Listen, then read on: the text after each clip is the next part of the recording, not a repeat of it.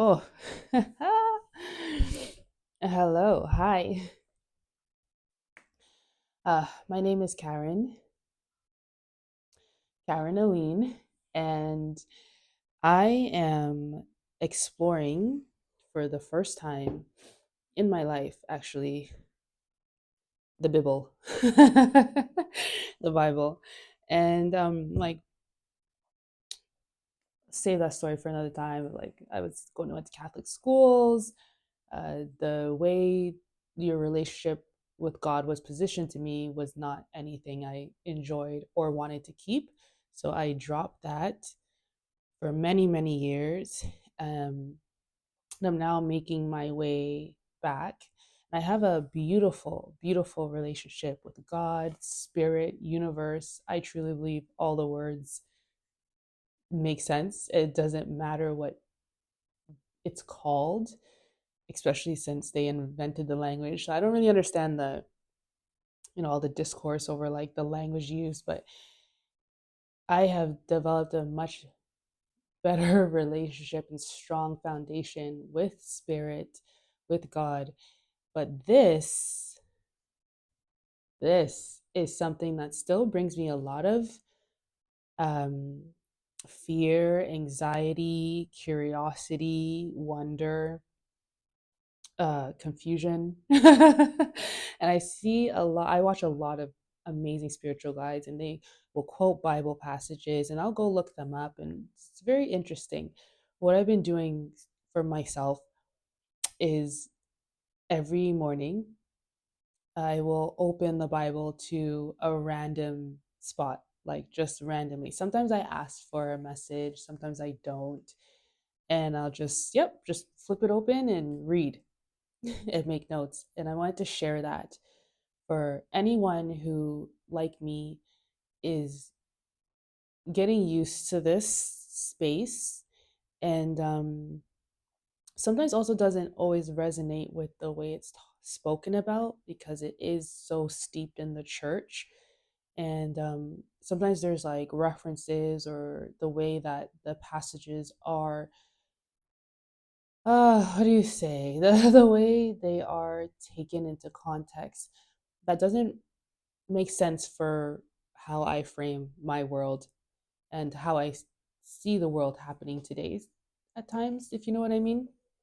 So, if you like, come along with me because we're going to just open the Bible every day to a random passage for shits and giggles because I really need to be like, yes, I get it's the Bible, it's holy, and depending on what religion you're in, means so many different things in terms of what that holiness means.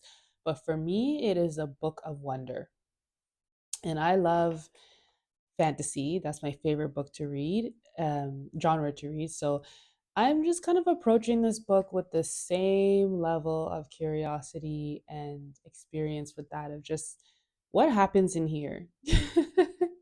Knowing that also there's an amazing message that comes that I could receive depending on what I open and where. I guess no, actually, I found that every time I open this, there is a message there. It'll just be sometimes a really funny ass story to me. So yeah, I didn't even check if my mic was on.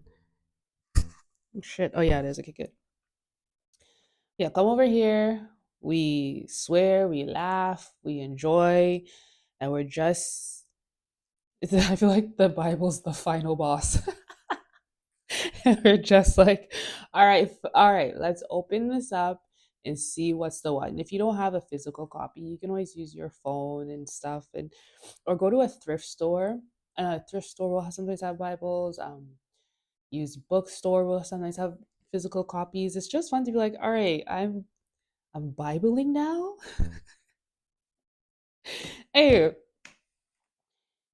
the passage I opened today was one Kings, and I don't say these names proper, okay? I don't know how to pronounce half this stuff in here. Was it 1 Kings 17? Literally, open it up, bam. That was that true? Yeah, that was the passage.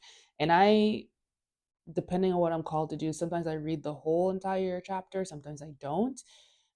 This time I did. Yeah, I did. And it was like such an interesting, because I'm gonna paraphrase, because I started to like write down exactly what was in the Bible. And let me tell you, it was like from then and whence, and like it was just like, oh my god, this language is even hard. It's a copy. This like to even write down. So now I started writing it in my context, because I was like, I don't connect with how it's written here. And I don't think that's the point. The message is the point. So I'm gonna paraphrase a lot of what I read. Quote. Um, and this it was like right away, Elijah is being told to drop what he's doing and go to one place. And God's telling him, like, you go here, don't worry, um, the ravens will provide for you. Which I was like, oh, where's this magical land? Like, I want to go. And he went, and sure enough, the ravens brought him bread and water and like meat in the evening. And then there's a brook there that he would drink from. And he stayed there until the brook dried up, and because there was no more rain in the land. And that first part like gave me a moment to pause. I was like, okay. Right away, I was like, Elijah was told something and he trusted and listened. A steady message I am to receive, which is like trust, trust. Okay, and then he's told to move again and to go to another area, Zarpath, which belongs to Sidon. I'm butchering all these names, I bet you. Anyways, he goes and he's like, go there, and there is going to be a widow who will provide for you. And Elijah, like, I was like, what is this world where you're just like, okay. And I've done that. I've been told, sometimes you may say it's like your intuition or your spirit guides, or you will get a message and you do listen. All right. You do, it can, no matter how big, how small, and you're like, yeah, I'm gone. I'll go here, I'll do this, I'll say this to this person, I'll call this person, even though you're like, oh, I don't really, not really for this. And I find that interesting that in this passage, I don't know how Elijah's feeling about the things he's hearing, but he does do it. So I'm just like, I'm gonna assume he did have like moments maybe of just like, you sure about that? Like the ravens will provide for you. And I guess maybe after a while, after seeing moments of yeah, miracles, you can call them, I guess, in your life, where things do align and work out, or synchronicities, whatever words you want to use, like you do build up trust in the word you hear and the guidance you're given. And sometimes there's that one thing that you're waiting for that is so crucial, and you're waiting on it, and it gets harder. It's like it can bring that, for me, I guess I speak for myself, it brings that that like, is this actually going to happen? Is all these other things that I was doing leading up to this, was that real? Like, was that true? And so I think that's why I was called to this passage today. So I was having that conversation with the higher yesterday. So yeah, Elijah's then told to like go to this new place and there'll be a widow there. And sure enough, there is a widow there, and he calls to her when he arrives. Can you imagine?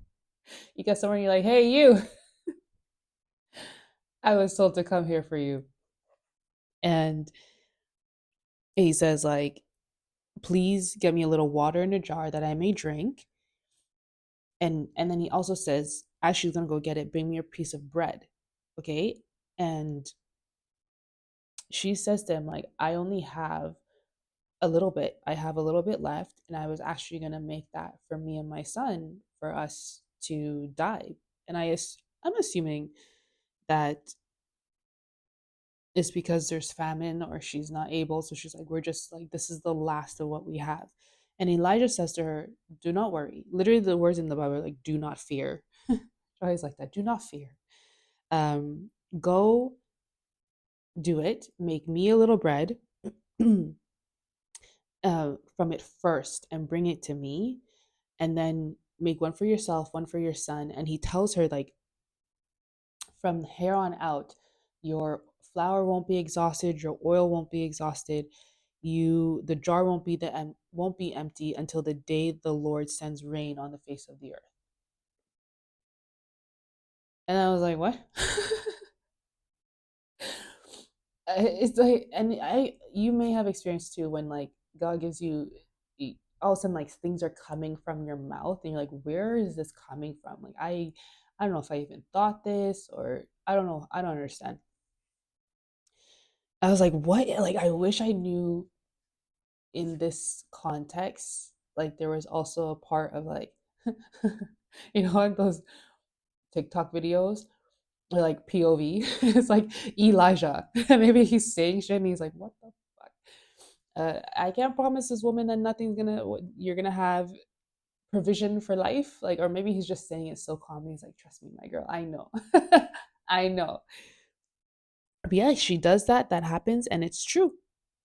The flour was not empty. The jar, yeah, the bowl of flour was never exhausted, and the jar of oil never became empty. And the word that was spoken through Elijah was true. It's like, wow, okay. And what faith for this woman to have this stranger come up to her and say these things. And she's like, yeah, sounds about right. Sounds about right. So I was like, okay, there's a great way for me to frame my reality and faith and trust and the things that I'm hearing and have seen come to pass in my life before. And I almost didn't want to read the second part.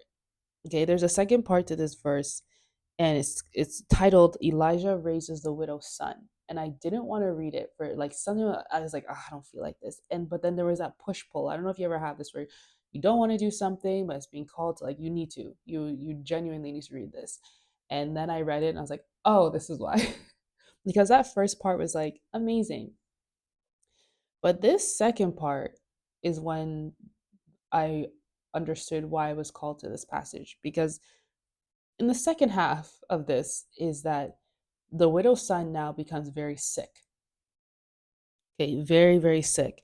And so severe that there was no breath left in him, is what it says. And um sorry, I'm getting so distracted one moment because I realized, like, I don't know what I look like. I'm sick. I had put my hair in twists like days ago, and I just gave no shits when I came on here. So I don't know why that just came to me. Any whoosies. Um, yeah. So her son gets so sick. There's no more breath left in him. So I'm guessing like he stopped breathing. He's passing. And this is when the widow says something. Okay, like she snaps. She snaps at Eliza. She was like, "Bitch, why the fuck are you here?" So I'm trying not to swear. Why are you here? Why are you here? Because she said to Elijah, what do I have to do with you, O man of God? You have come to me to bring my inequity to remembrance and to put my son to death.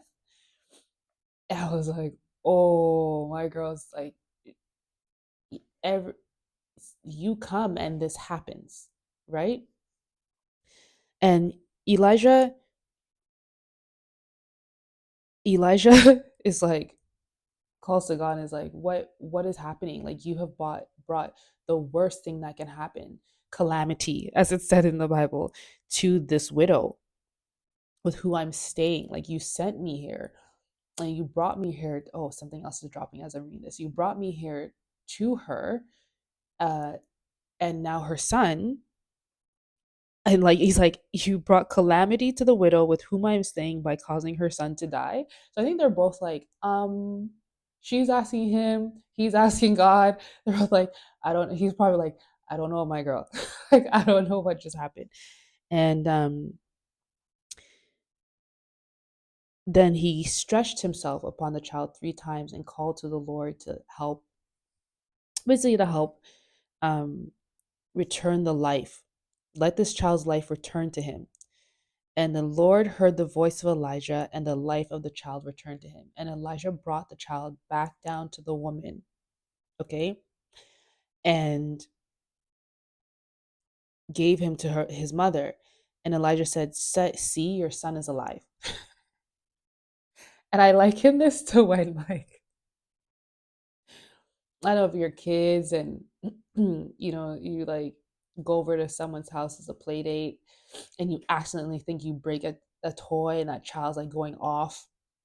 It's like, you broke it, and then you like quickly fix it. You're like, see, look, it's not broken, it's done. And so Elijah's probably like, here, my girl, like, I did not cause this. Your son is alive. And she says, now that I know you are a man of God, now I know that you are a man of God, and that the word of the Lord is your mouth. Oh my, see, this is why I don't read directly. I butcher. Okay. Then the woman said to Elijah, now I know that you are a man of God, and that the word of the Lord in your mouth is truth. Okay, here's two things I got from that. Because after I read that passage, I was like, oh, this is why I didn't want to come here. It really was like this woman snapped. And of course, she's going through something so horrendous. Okay. But she had also been shown, I don't know what time had elapsed, but she'd been shown that this random stranger was sent here for a very particular reason and had some connection to a higher spirit, that he was able to provide for her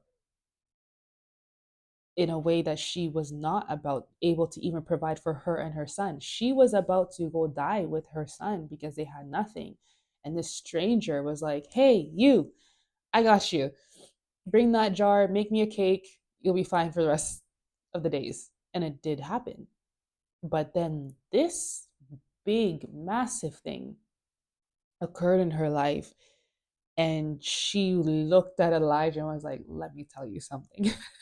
I want to be like, get the out of my house, And it had that moment for me where I was like, oh, I am in this space right now where something big is happening and has actually happened.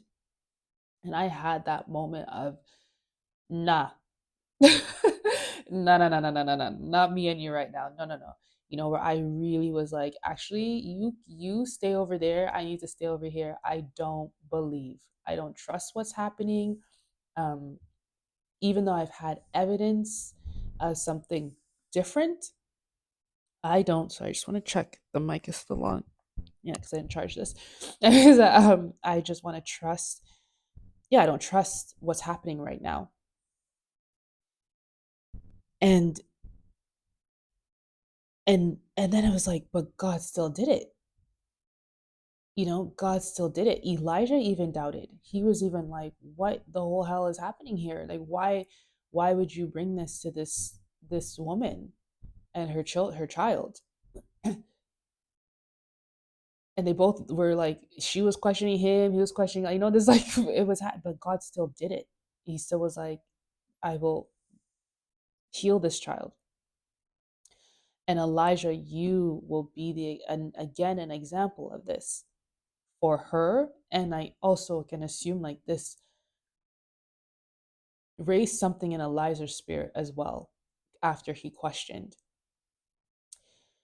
And like another thing that came to me as I was reading this, right, was like, oh, maybe this was supposed to happen all along. That the whole reason God said, go to this place and talk to that widow that you see at the gate or wherever it was. And Elijah did. And I was like, is this what was supposed to happen all along? Like, God knew your son was going to get sick. I have someone there who's going to be able to heal them. And you both are going to learn a really great lesson, you know, hitting all the birds with the one stone. And I see why I wanted to avoid this passage because it was so glaring as to like, oh, Karin, I'm also needing um, this space. I'm in this space of like questioning. I'm on my own in this exploration with myself and God, spirit, the universe. So it's not like I have an Elijah that's popping up so apparently, but there have been moments, many moments, big, small, of this where something has happened that has just provided an extreme relief that I needed right in that moment. Maybe it's not the big thing. So just like when she had the bread, and it's like that was a moment of release she needed, but this big thing with her child she really needed. And the both of them questioning in that moment, it just reminded me of me questioning right now, and then seeing that God did it, and then even reading this in this moment, realizing, oh, maybe this was the path all along. This is why he was sent here, was to help her sick child. It wasn't about the bread and cake was that small moment. So it's like, let's build that trust so I can stay here because something else is coming that we're going to need each other for, and God is going to step in, and I'm here for a reason. Yeah.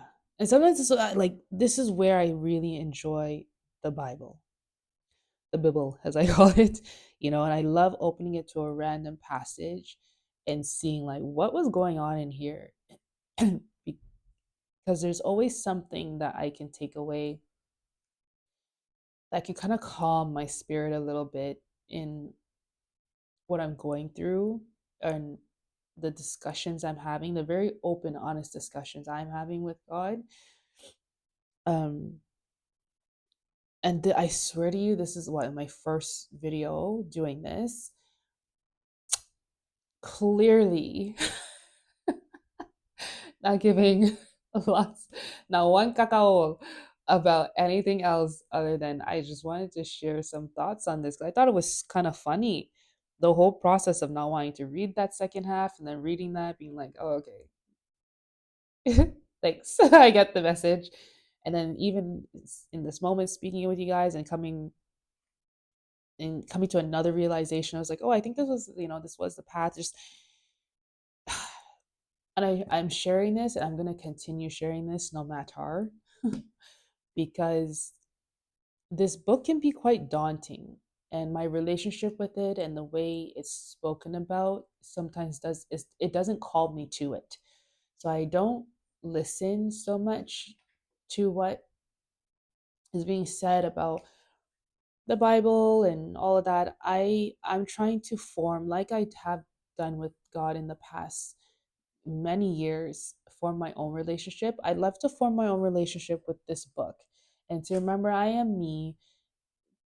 What There's a passage in here, it was like he created you, he knew you before you were formed in your mother's womb. I don't know, I can't quote no one verse yet. So like, me, I have a dark sense of humor, I swear I do. There's this, you formed me this way. So I'm wanting to relate to this book in a way that feels just like, like me, and like all God, my bestie, just we're reading this book together, and we can have a little bit of um fun with it in this exploration of understanding what this means, because the message is always there. So I hope you come along with me, and it'd be so cool to, if someone's like, oh yeah, I read this passage and then I thought of like this story, or there's even like movies we can think of that have come up today that you're like, oh, this was like this scene. It's having our own experiences with this book is super important. I truly believe. So that was this morning, and the less trust, faith, and understanding the God knows what he knows. We don't know what we don't know. And that even the people that had seen and were doing the works had moments of asking and speaking to him. the open, honest communication. And that's going to be my takeaway is you can keep that communication. You can ask, you can be you, because it's what you're trying to do is build that relationship of trust and faith. And that's how it comes for me, is to speak. And like, that's, I need that communication. I'm working on my throat chakra out here. So the more I can speak and open, the better it is. Amen. The first of Kings 17. Yeah, baby. Anyways, guys, every day let's do this. Let's open to a random passage. And if there's like a passage you see that you're like, no, let's read this one together. Tell me. That'd be cool as shit. Let's just do it. Let's just do it. Okay. Thank you, thank you. I hope you have an amazing rest of your day. And I'll be seeing you tomorrow. Oh my god, is it like, who am I? Am I in Bible study? We're good, guys. We're good. Many blessings. See you soon. Yeah. Oh, my freaking leg is asleep. Shit me. Oh, so bad. Oh, oh, like a club foot. What?